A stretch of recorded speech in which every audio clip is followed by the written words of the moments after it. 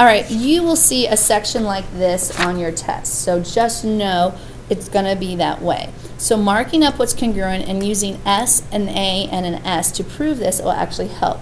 Now, it says decide whether you can use side, side, side, or side, angle, side postulate to prove the triangle is congruent. If so, write the congruent statement and identify the postulate. Now, a congruent statement, remember, is triangle is congruent to triangle, and we will fill in the blanks there. If it doesn't work, say not possible. So here's the first one. Now, I have a pair of congruent sides. Now, you can see the two smaller triangles. I also have a pair of congruent angles. So we're already to the point where we're going to have to use the SAS congruence postulate. But we need to remember the segment BD is congruent to itself by the reflexive property. So I'm going to mark my angle, and I only always mark them on one triangle. It's a little easier, and you can see what it spells. It's a side, angle, side. So the triangles, triangle ABD is congruent to triangle CBD by the SAS congruence. All right, now let's look at the next one.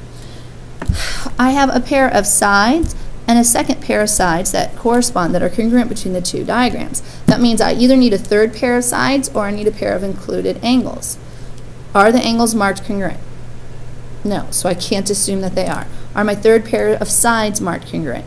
No, I can't assume that they are. So therefore, number 2 is not possible. It didn't give me 3 pieces of information. Now, on the next one, it says I have a pair of sides, another pair of sides, and an angle. But look where that angle is located. It literally spells side, side, angle.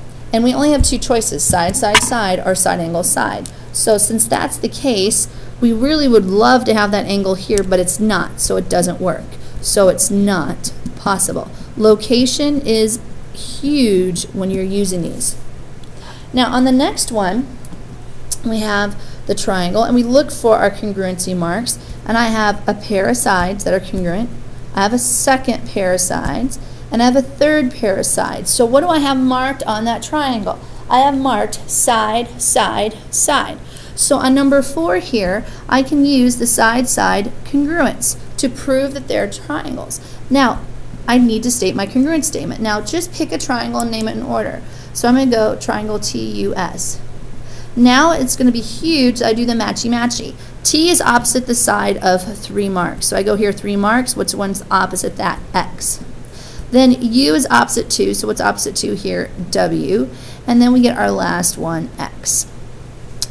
Now, working with that, oops, I didn't do something quite right. Which one is it? X should be, oops, excuse me, X. I didn't do that one right. That should be a V. Sorry about that. Early in the morning, not enough coffee. All right, X, W, V. Make sure we have those. So that one works out great. Now let's look at the next one. Now, on the next one, I do have a pair of sides because it's reflexive. And if this angle is a right angle, this one had to be a right angle, so I have a pair of angles. But here's the problem. I don't know that these two are congruent. Since I don't know that, I don't have a second pair of sides. I don't have the side angle side. So that's not possible. All right, let's look at the next one. I'm looking between the 2 triangles, and I notice we have a side, we have an angle, and we have a side. Are those 2 triangles congruent? Yes, because we spell SAS, right? So I get triangle, and let's go CDE is congruent to triangle. If I go CDE, I went from long to the right to the short, FGH, and it's by the SAS congruence. All right, next one. How about this one? Now this one, be very careful. It does have a segment that's being shared. And so when I look at this, I look at the triangle and I go, oh yeah, I got a side, angle, side. It is still congruent. But I have to make sure I name very carefully because M and K are going to have different meanings for the 2 different triangles. So when I look at that, I go triangle, and let's just name one real quick. Let's do JKM. Is going to be congruent to, now if I go JKM, that means I got to go farther away from here, so that's LMK.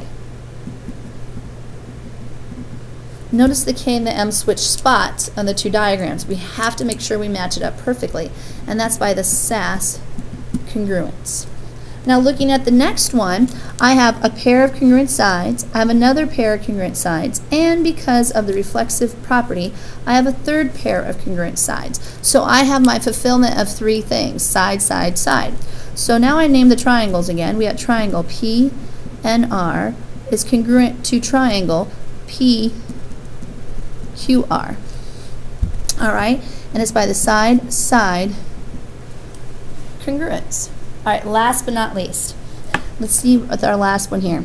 Now, the cool thing is you should automatically be looking for vertical angles or like reflexive property a lot of times when you work with these. Notice I found a pair of vertical angles, but look what we got here. We got side, side, angle. That's what it spells. It's not between the two, so it doesn't work. That's not a valid postulate or theorem that we can use for triangles. So we say not possible. All right, now we're supposed to draw a triangle.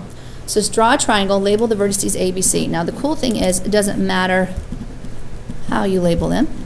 It doesn't matter if it's real perfect or not.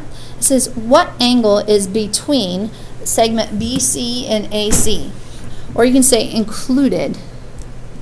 It's another one you could say that between BC and AC.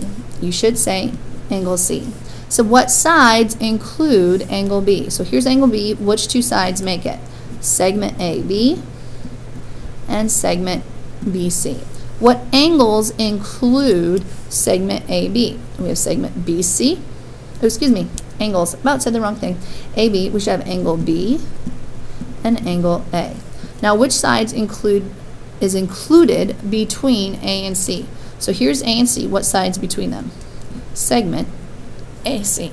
So you should be able to pick those out with no problem.